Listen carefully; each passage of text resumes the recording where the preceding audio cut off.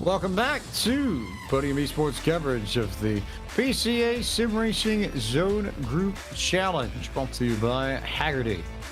Round 2 of 4 from our opening session of action comes your way tonight from Sonoma Raceway. James Pike, the voice of Podium Esports, alongside Taylor Burris and Rachel Whiteford, with Ryan Bauer, our producer, as we get set to contest our third race of the evening. This the club class, which is brought to you by Michelin. A better way forward. Racing has improved as the night has progressed, Rachel Whiteford. So, third race of the night, any expectations in particular?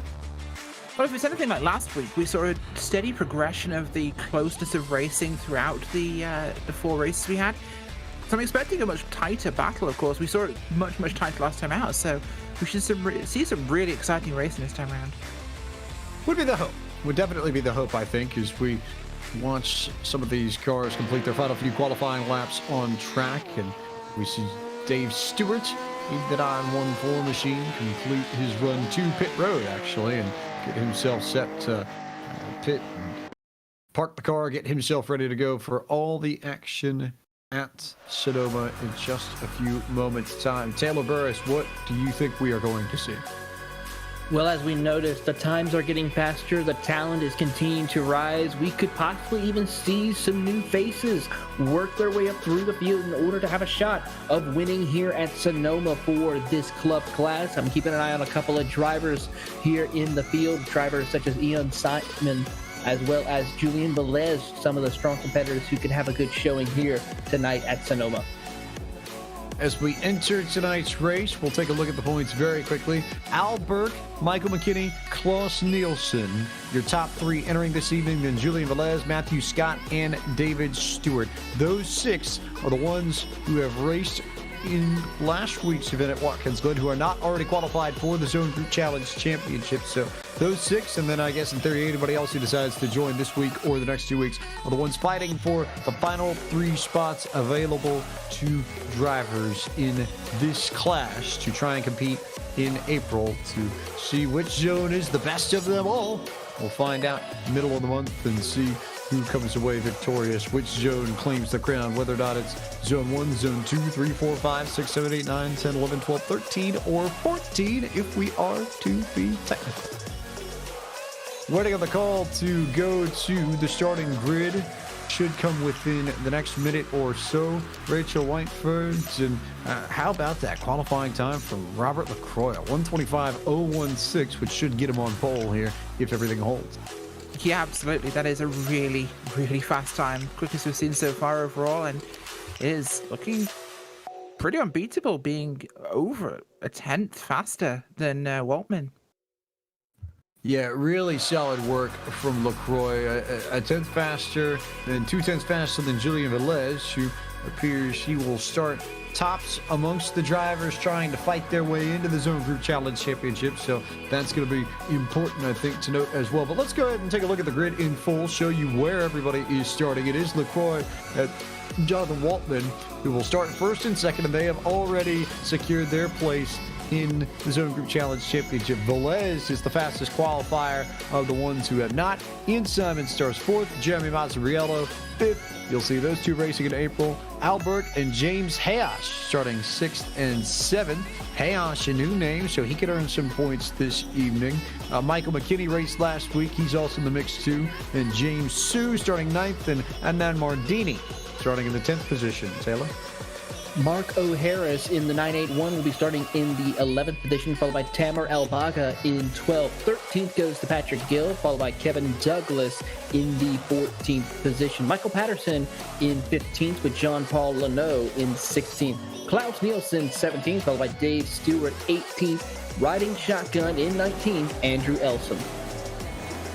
Andrew Elsom completing this starting grid for the club class race, which is brought to you tonight by our friends at Michelin, the official tire of IMSA and a proud partner of PCA Sim Racing.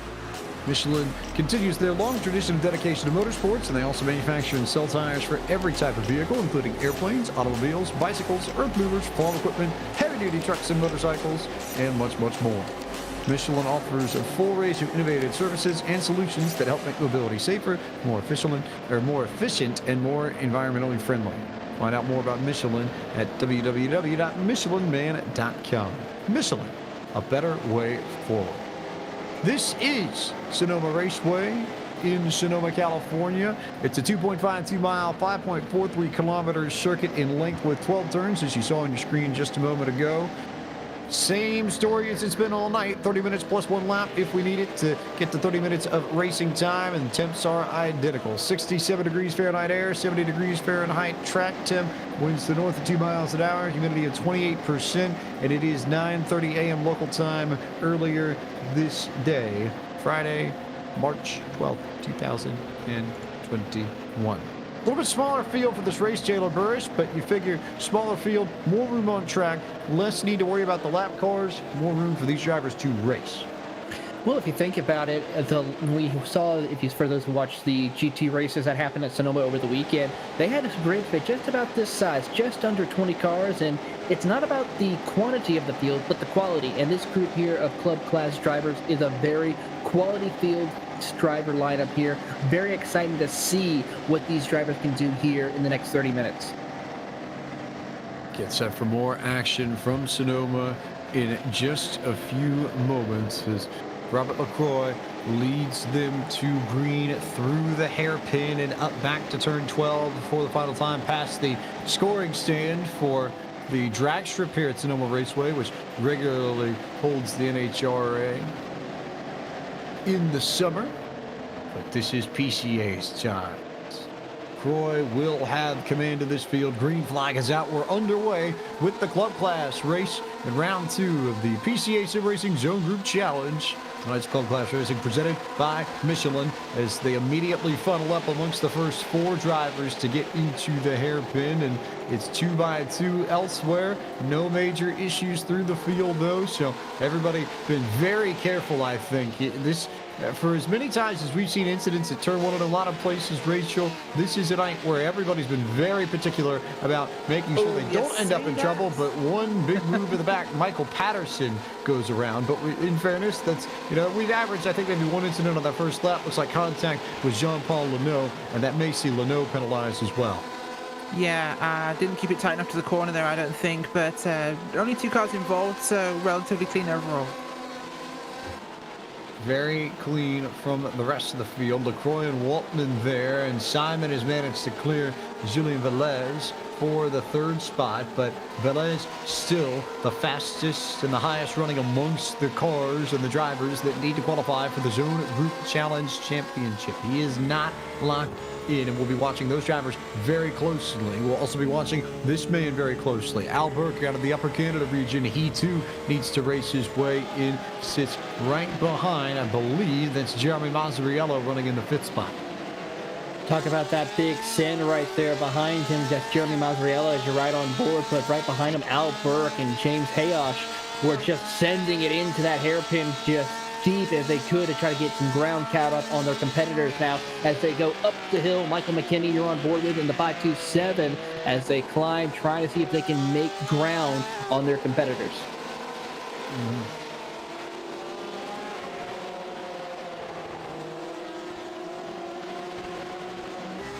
Watching LaCroix and Waltman still hanging out in front. Watching how tight that battle could be. It'll be quite the race lead fight if these two can maintain a gap like this throughout the 30 minutes. And then Ian Simon just behind this group. Keeping an eye on Al Burke as well, but they are all pretty well bunched up early on. Rachel Whiteford. Yeah, certainly are, of course, and it's been very tight so far with this one. The field's staying really, really close together. A lot of speed similarity with all these drivers, and qualifying times have been very, very tight. Waltman's staying very close, of course, to LaCroix at the front, along with Ian Simon and Julien Velez. Those cars all really, really close. First 2, of course, bit of a gap there, back about 2 seconds or just under that, 1.8 to 3rd place. But behind them, it's just car after car after car after car.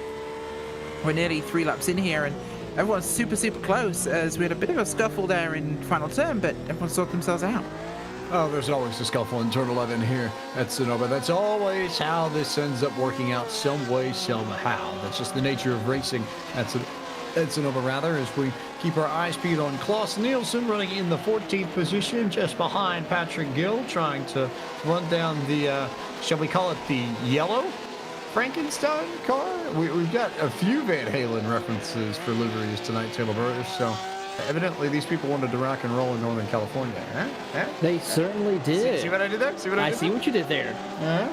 Nice. Let's continue this little bit of a music train. Of course, we used to do a lot of musical reference here on Podium Esports coverage, so we need to get back into that. And of course, it's a great way to kick it off here in California with some of these Porsches showcasing some very great musical talents throughout the decades. Making these engines sing as they roar through the hills of Sonoma, right near all the wineries and the grapes and all that sort of stuff. Rachel's going to come in and stop us because eventually she's just going to not be able to handle it all. But at least for now, I still think you have all your brain cells, yeah? I mostly have all my brain cells, but you also have to factor in that I definitely didn't start with all my brain cells. In fact, if anything, what this race has taught us is that who has brain cells? What are brain cells? Why am I here? Oh, race cars. Life, the universe, everything, 42. 42. Yeah, something. Okay, all right. So we're all in the same ballpark there. Good to know. I'm glad that we have at least that one brain cell that we share. Just don't lose it, please. I'll try, but I won't promise that because I'm not great at keeping track of things. I have a penchant for losing things in my own house. So we'll see if we can hang on to our sanity. I like that a little bit more, but we'll keep our eye on Klaus Nielsen. First as Robert LaCroix goes sideways and loses the race lead coming out of turn 4. He had a big moment coming on the entry to the carousel. You see that car parked up on the hill, and you can kind of see the tire tracks just behind him and piece together what happened, but this was just over acceleration on corner exit, managed to catch the grass ever so slightly and then hit the hillside. And if there's a place where the elevation changes actually can damage your car pretty significantly, not like LaCroix hit any sort of wall or whatnot whatsoever. It's just the difference in elevation and that steep incline up the hill around the horseshoe. Rachel Whiteford, that's what put the damage on the front end of his Porsche. It can happen here, and honestly, the biggest thing that will cause you damage to this track is the curbs. They are huge. Like, they are absolutely massive. It's hard to describe, but this track is, the version of what we have here is set up for the NASCAR cars. So it's NASCAR height curbs. You'll see the same sort of thing at Montreal, Circuit de Villeneuve.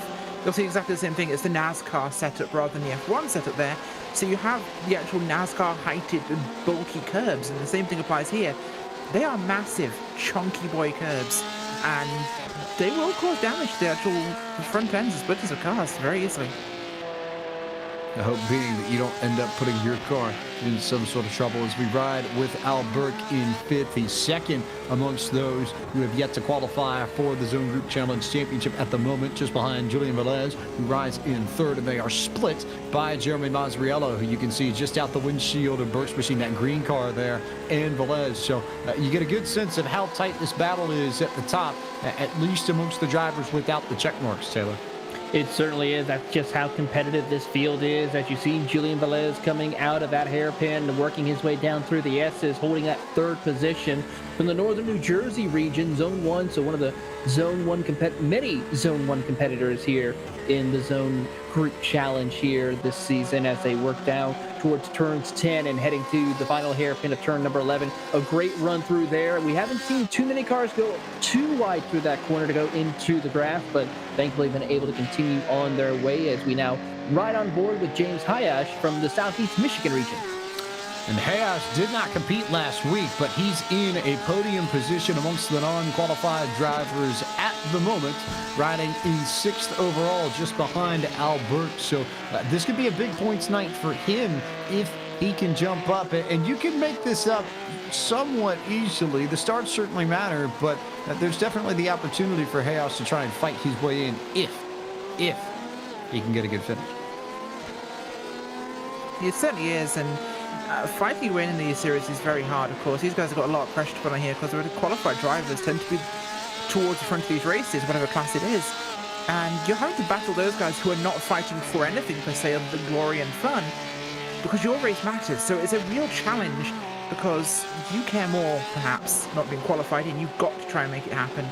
They're racing for the fun of it, for the glory, for whatever, practice, and it becomes a really tricky prospect for those guys to really kind of work around that because there are two different mentalities on the racetrack. Few different mentalities that you'll see over the course of the evening, and lots of good battles, but nobody's blinked yet from this group from third on back. Again, looking at the front of Al Burke, and it just seems like that gap does not change at all, Taylor Burris. It is virtually identical to what we saw maybe a lap or 2 laps ago. It certainly has not. These 3 drivers battling tooth and nail now as they work their way across the front straightaway, heading towards the start-finish line. And you can actually now throw in Ian Simon into this battle here. So we have about 3 or 4 cars working their way up through the field as they go up towards the top of the hill. Jonathan Waltman, though, is grinning from ear to ear. He has checked out on his competitors as we watch our 3 drivers battling in second, third, and fourth. Throw in Al Burke as well, your top 5. So Al Burke sitting in the 5th position as these drivers continue to work their way around Sonoma, and we're already within 5 minutes of the halfway point in this race as we keep our eyes peeled on the rest of this field. But we're sliding a little bit further back. You've got a good group between Andan Mardini, Tamar Obaga, and Kevin Douglas. That trio within a second of one another. This is 8th, 9th, and 10th. That we are now watching on the screens, and Mardini is one of the ones who is trying to fight his way towards the front and get a place. He not totally set to go for the Zone Group Challenge Championship. Albaga and Douglas also in the mix too, as you get a good look at how hard you have to push these cars over the S's just to get the pace and the speed. It doesn't necessarily look all that complicated, but you watch it again, Rachel, and you see just how tricky it can get. Oh, absolutely. It really can do. And they're fighting the track here more than they would at somewhere like Watkins Glen. The track is a real competitor in this one, and it's about trying to make the most time you can while keeping the car in one piece to race other people. Because it's about getting to that point where you can make a pass, and it's a lot harder for Sonoma than other places with how much work they have to put in.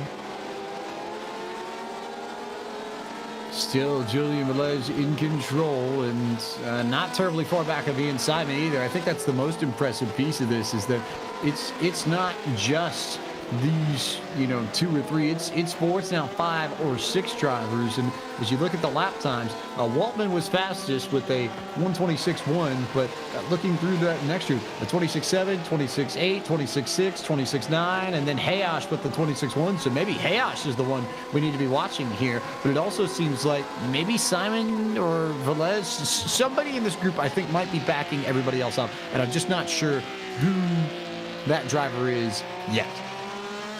Well, one way to find out is to see who is able to get by who. If a driver is able to find their way around a competitor and then starts pulling away, we will know the answer soon enough right now as we keep an eye on this group of 5 cars working their way through the S's, heading over towards turns 9 and 10 before they get to the hairpin here. Here's a great battle here from the 9 car of James Hayosh as he now looks to the inside, tries to send it in, couldn't quite make it work, has to slot back right behind the car in front of him of Al Burke as they come out of the hairpin heading to the start-finish line. Waltman, Simon, Velez, Mazzariello, Burke, Hayash now hounding Al Burke for that 5th spot as we go on board with Velez, who rides right behind Simon. This group is absolutely all over each other. We'll keep an eye on Albaga, Douglas, Mardini, that other group out back. A decent battle between Dave Stewart and Robert LaCroix as well, who's still trying to rebound. But for LaCroix, this is just a practice race. He's already qualified. So the attention rightfully here on this group from 2nd to 6th, which Hayash currently holds the caboose position in. But I have a feeling that's not going to be for too long because he was quick before he caught the tail end of this group. He was a solid half a second to 3/4 of a second faster than the drivers ahead of him by the time he got to the rear bumper of Al Burke, Rachel. Absolutely, yeah. No, Al Burke's really pushing with this one, but the times so far have been really interesting, and I'm still shocked by the gaps we're seeing with some of these things at the moment. It's really beginning to open up here.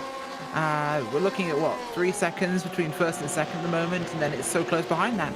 Seems that Waltman's just checked out towards the front here.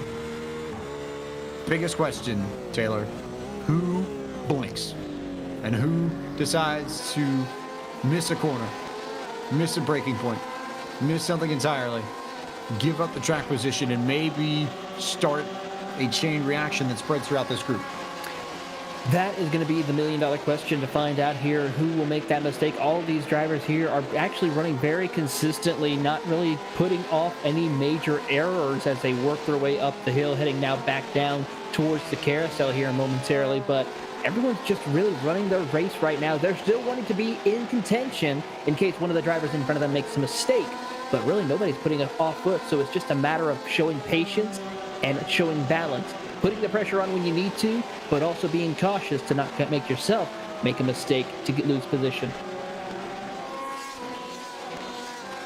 Still this group as it stands. We'll just wait and see who decides to blink. We're almost near the halfway point as well, only a minute away from that. Maybe a little puff of smoke there, though, and maybe that changes things. That was Velez, who didn't have the greatest of runs, but Ian Simon still just hanging out in front, but only by just a little bit. Yeah, it's pretty close at the moment, but it's just kind of halfway there at the moment with this one. He seems to be kind of just on the approach of it.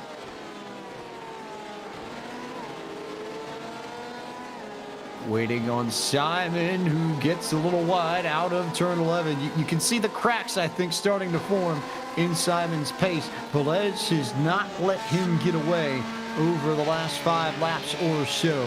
And we've seen little blips here and there, and even then some from Velez as well. So somebody here, I think, is going to break and crack. And we're just sort of waiting on the who. We certainly are, as we're just trying to see who will be the first one. One driver a little further back has gone off. That's Kevin Douglas. He rejoins the track, though, momentarily. But this battle here is just a waiting game. Who will be the brave one? Who will be the one who makes the first mistake? Who will be the one who will make the first move on this group of cars here as they came out of the carousel, now heading to the first hairpin here? Some drivers right now, I think they're just waiting for the opportune time or waiting towards the end of this race. And right now, as we just crossed the halfway point, we'll see who survives. I think maybe the more interesting thing is that these drivers are altering their lines through these corners in order to figure out how to give themselves a little bit more breathing room. And I'm wondering who's going to accidentally back up or miss a corner exit and create the opportunity for one of these drivers to get around one another. But as it stands, it is time for our Michelin Midway race break in this club class of PCA Sim Racing presented by Hagerty, where Jonathan Waltman is your leader after now 11 laps complete. He just crosses the line. Waltman P1 as it stands out of the Santa Barbara region, the Californian in control from Zone 8. Ian Simon holds the second spot in this race overall out of the Mardi Gras region surrounding the New Orleans area. Another one of the Zone 5ers, which gets joined up with the Texas folks that we have spoken about at length over the course of these broadcasts. But he's P2 overall, third overall, and the first of the drivers not already locked into the Zone Group Challenge Championship is Julian Velez out of the Northern New Jersey region. And guess what? Zone 1. How many times have we called their name tonight? Yet again, they have a strong performance. P4 belongs to Jeremy Mazzariello, another one of the Zone 1ers, and he is already qualified, so doesn't have to worry, but out of the North Country region of the PCA. Albert is second overall, amongst those not qualified. He sits in the 5th spot overall, and another Zone 1er out of the Upper Canada region, James Hayash, is the 6th place driver overall and third amongst the drivers yet to qualify. He comes from the Southeast Michigan region of the PCA and Zone 4, covering a good swath of the Midwest. It's another James in 7th overall. That's James Sue out of the Upper Canada region, who is already qualified for the Zone Group Challenge Championship. 8th belongs to Tamer Albagra out of Zone number 2, the Reason-Total region, representing the greater Philadelphia area. He is in the mix, goes a little bit wide though, so he may have to worry about hanging on to 8th from the man in 9th. That's Anand Mardini out of the Orange Coast region from Southern California. Zone 8 is where he sits, running in 9th overall. 10th belongs to Klaus Nielsen. Nielsen driving just a little bit further back, and another Zone 5er out of the Lone Star region. It seems like Zone 1 or Zone 5, we call it just about all the time, Taylor. Certainly so. Next up in 11th position, another Zone 1 competitor from the Rennsport region, Robert LaCroix. He's currently had some issues early on, but has made a recovery inside 11th position. In 12th, the 111 of Patrick Gill from the central Wisconsin region, working his way from Zone 13, as he is currently trying to close the gap between him and LaCroix. He's about 8 seconds back. Go another second back to 13th in the 914 from the Upper Canada region, Dave Stewart, zone number 1. Put another check mark on those zone 1 competitors here in the PCA Zone Group Challenge. In 14th, in the 29 from the Longhorn region and zone 5, Michael Patterson in car 29, and the chrome and purple has a little damage to the wing, but he's still pushing forward in 14th.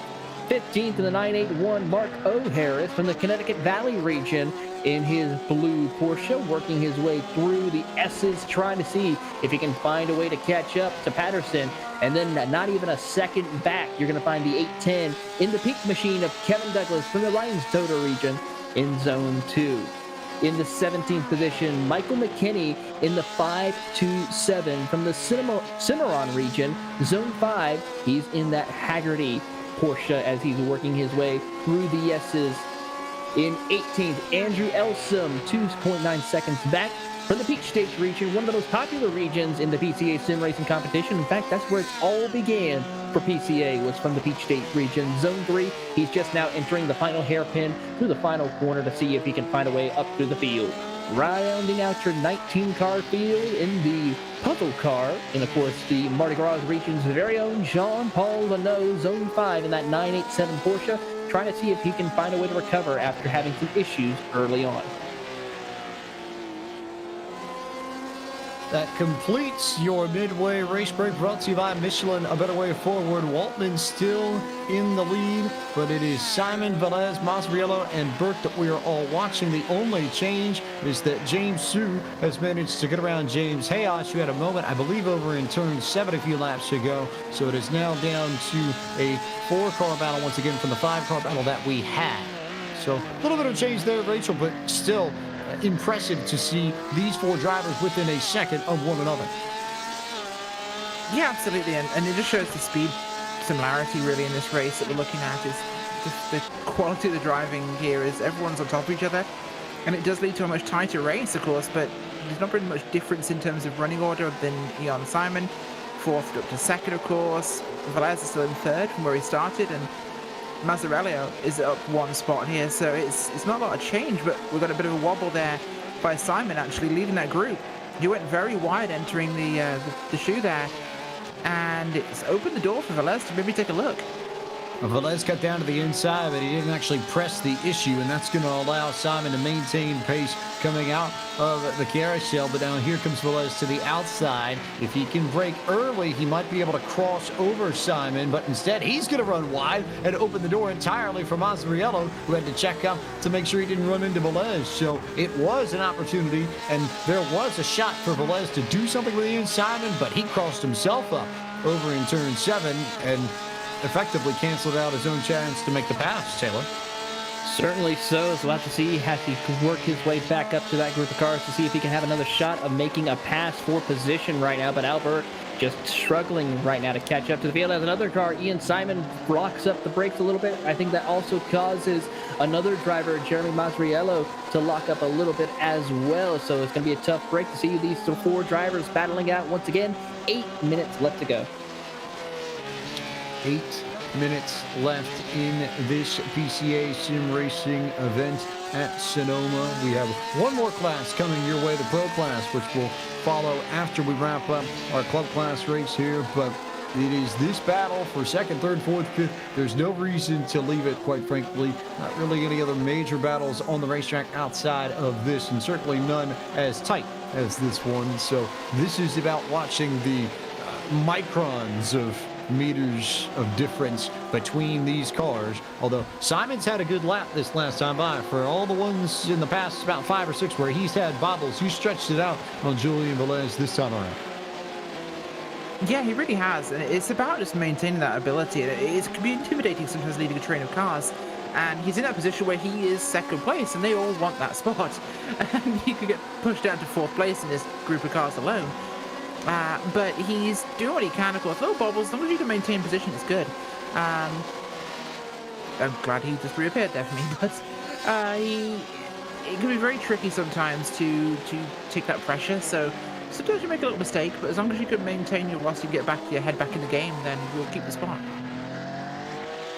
Simon maintaining his gap on Velez, who may well have to watch out for Mazzariello in the number 25 machine. That green car beginning to inch up on Julian Velez and make this a little bit tighter as Gian Simon goes wide in turn 2. So there's the crack finally showing, or cracks rather, finally opening up on Ian Simon's campaign. And this was a pretty simple one, just bobbled on the run up to turn 2, Rachel, and I couldn't quite get it gathered up, and he finally falls back of Velez and loses the track position, goes from second back to fifth. Exactly what I said. You can jump up all those positions all in one go. And a tough break there for Ian Simon, Taylor Burrish, but we had seen evidence of that over the last few laps, that there had been a little misstep here, a little misstep there, and you figured something was going to happen. There's our something. Certainly so. So can Ian Simon find a way to recover? He's under heavy pressure, though, from James Hayosh as they are now coming out of that first hairpin and now work their way through the S's. He's about 3.5 seconds back, so he has not a lot of time left to try to catch back up to the field right now, so he has a little bit of work to do. But Hayosh all over the back bumper of his Porsche. Hayosh doing a nice job of recovering after his misstep earlier. He's going to try and go after Ian Simon, who is already qualified for the Zone Group Challenge Championship. Jonathan Waltman still in control by 9.4 seconds at the very front end of the field as you ride on board with Robert LaCroix, who sits in the 10th position. He's had a nice recovery after spinning for the race lead on the exit of turn 4, now trying to get around Tamer Elbaga to take over the 9th spot. But again, this is practice for him, Rachel. You'll see him in April. He's already qualified for the Zone Group Challenge Championship. Absolutely, yeah, and those guys have a different race, those that aren't qualified in, of course, and that means that their driving is going to be a little bit different in terms of how they actually attack this race course. Albert now looking ahead at Mazzariello and Velez as he has, but Taylor, end of the day, if this holds, it's Burke and it's McKinney and it's Nielsen and Velez that entered the night as your top drivers in points. It will be Burke and Velez who will go 1-2, and then I believe McKinney and Nielsen are going to swap as well. So live points amongst the top 4, I believe, as it stands, is Burke, Velez, McKinney, or no, Nielsen and then McKinney. So McKinney's going to be one, I think, on the outside looking in, at least going into Road America.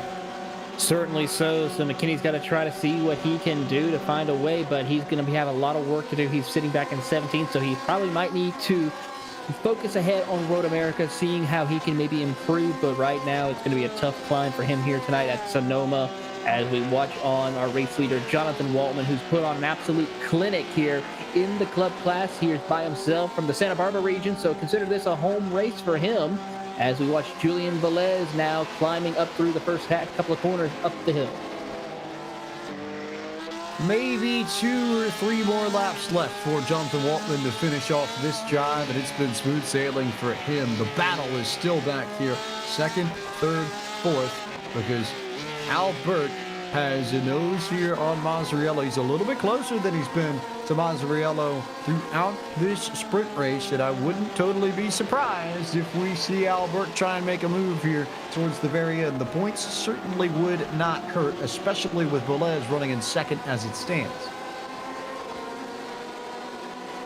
Yeah, absolutely, of course, and this does change the lay of things slightly, but at the moment, it's looking like it might not change the lead, at least, because it's 9 seconds ain't going to go anywhere unless Waltman makes a massive mistake.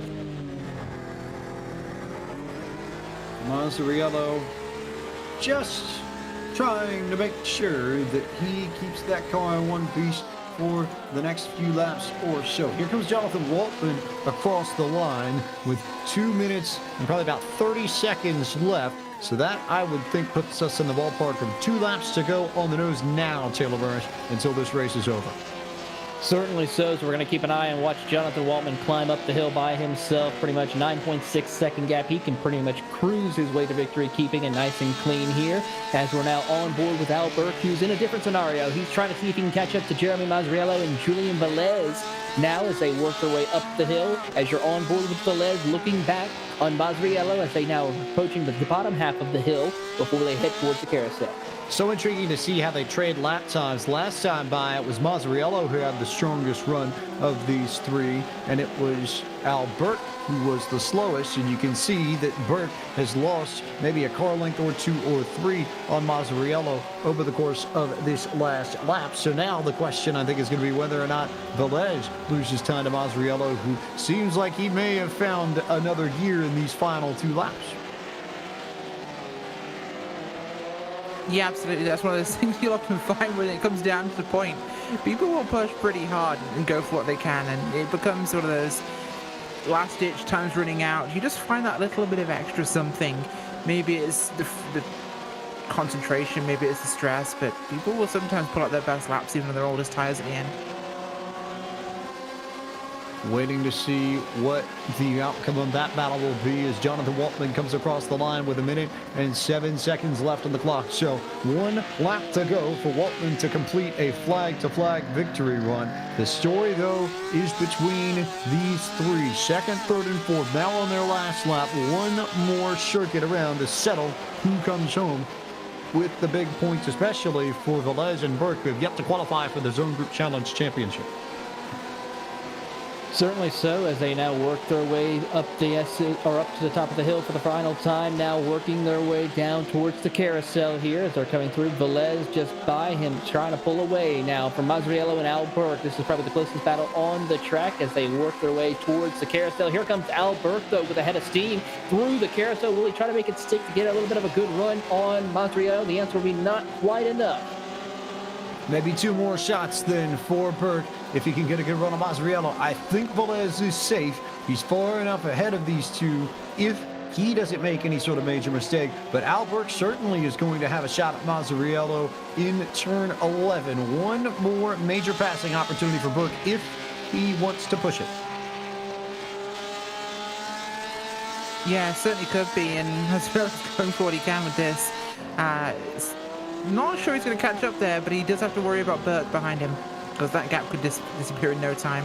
As Jonathan Waltman comes across the line and takes the victory in this club class presented by Michelin, it should be as you were for second, third, and fourth. Julian Velez takes top honors amongst those not already qualified. Then Mazzariello, third overall. Albert, fourth overall, second amongst those not qualified. Ian Simon, James Sue, and then Adnan Mardini with a strong run at the very end to pick up 7th overall. And I think Mardini will jump in ahead of James Hayas, who ran into trouble late. And Mardini will be the third man amongst drivers who have yet to qualify for the Zone Group Challenge Championship. What a great race throughout the field here today. Of course, congratulations to Jonathan Waltman as some of our cars that have finished on the lead lap are coming through. Kevin Douglas crosses the line in 14th with a great battle he had with Dave Stewart, but to no avail as Andrew Elsom is going to be, I believe, the last car on the lead lap that'll come up towards the start-finish line.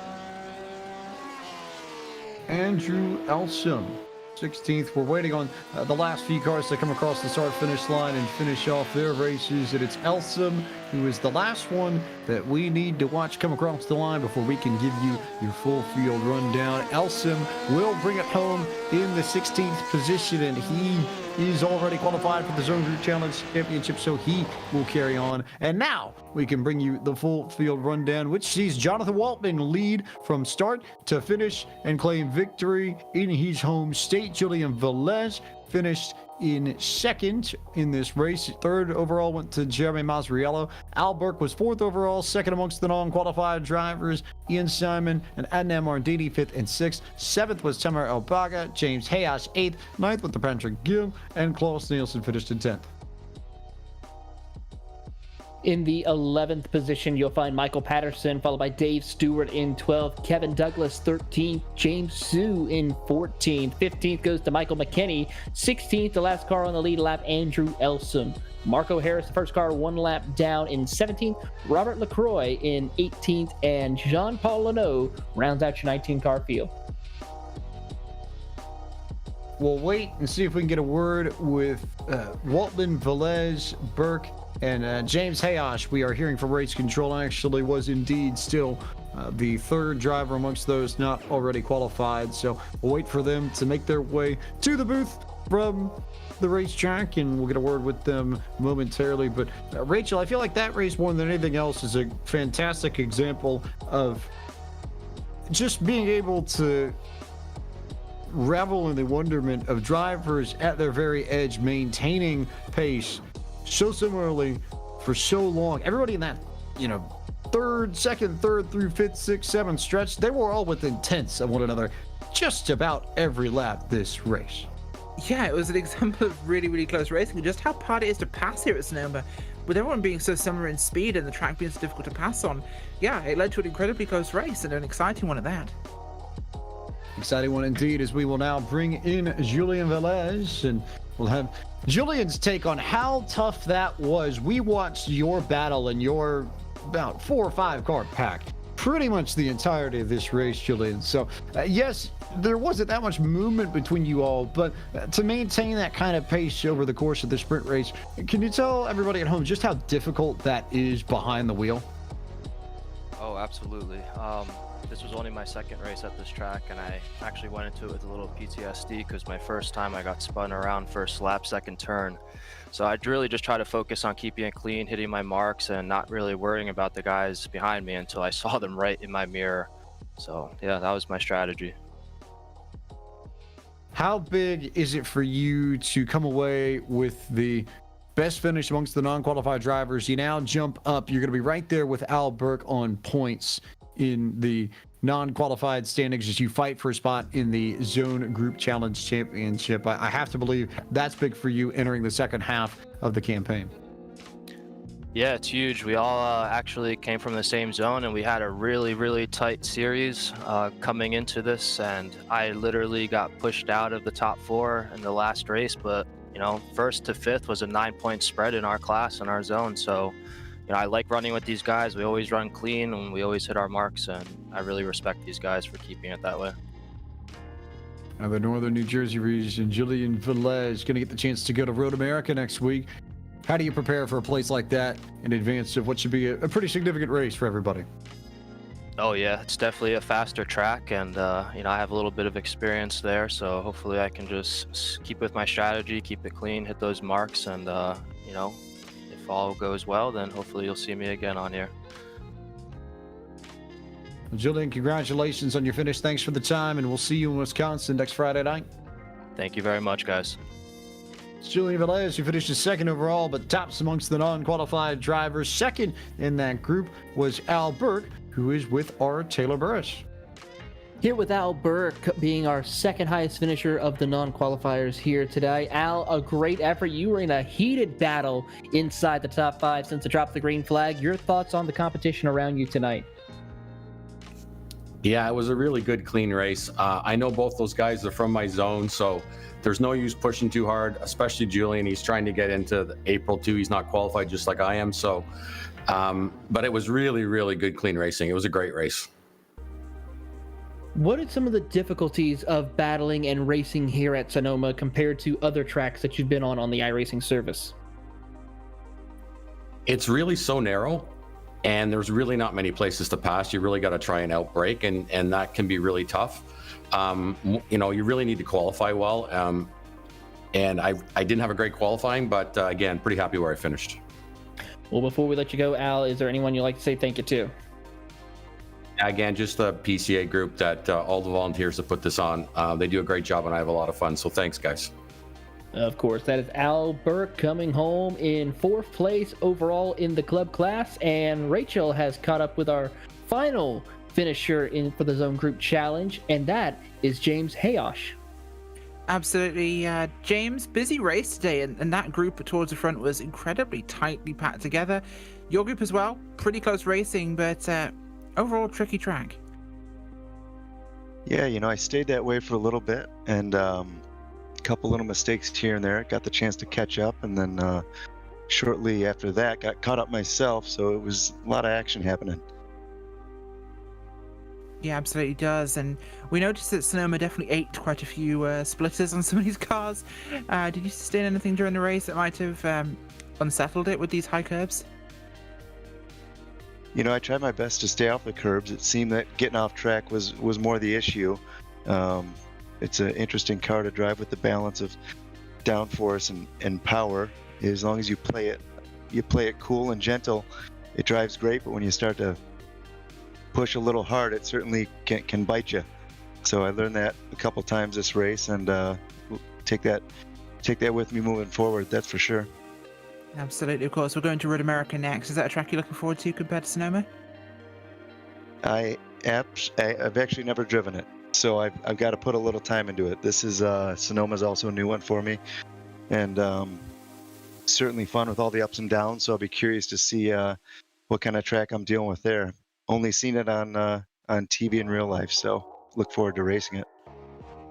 Oh, we look forward to seeing how you do there, of course, next week. Anybody you'd like to give a shout out to or thank? Absolutely. I'd like to thank my kids for going to bed a little early tonight so I could make the race happen. That was tougher than the race, but it worked, so yeah. There you go. Well, thanks for joining us, James Hayosh, today, coming home in 8th place overall and 3rd place of the non-qualified drivers. Good luck. One more man to talk to, and the man who dominated this race, Jonathan Waltman. Being from the Golden State, I have to believe maybe you've learned a few tricks over the years to figure out how to get around this place in particular that you were able to put to very good use tonight, no? I've had more practice on this track than Watkins Glen, that's for certain, but I have not been there in person. Still, the West Coast swing works out in your favor. Start to finish, you own this place. And again, same question to you that I asked Dave Craig. Where did it click? How did it click? And how did it come so easily to you? So I'm naturally pretty good at consistency. And when I happen to have pace relative to the field, that ends up working well for me, since other people get in battles and, I can just turn laps within a couple tenths of each other for as long as I need to. So nothing wild, nothing crazy. Road America next week. How do you plan to make it 2 for 2? I practiced more this week than last week, so let's I'll do that again and hope for the best. Practice makes perfect for Jonathan Waltman, your winner in the club class tonight. Jonathan, thanks for the time. We'll see you next Friday night. Thank you. Jonathan Waltman, P1 overall in the club class this evening, and concludes our coverage of this club class race for round 2 of the PCA Sim Racing Zone Group Challenge. This club class presented to you by Michelin, PCA Sim Racing presented to you by Hagerty. The cars aren't real, but this racing is. One more class to go. It's the marquee class of PCA Sim Racing presented by Hagerty. It is the pro class that will go at it from Sonoma Raceway when we come back. For those of you watching on YouTube, slide on down to the little blue circle on the bottom left and click it. Jump back to the main page. Jump to the pro video. Everybody else, stay where you are. Don't go anywhere. When we come back, it is the best of the best in PCA Sim Racing from Northern California. You're watching coverage of the Porsche Club of America Sim Racing Zone Group Challenge on Podium Esports.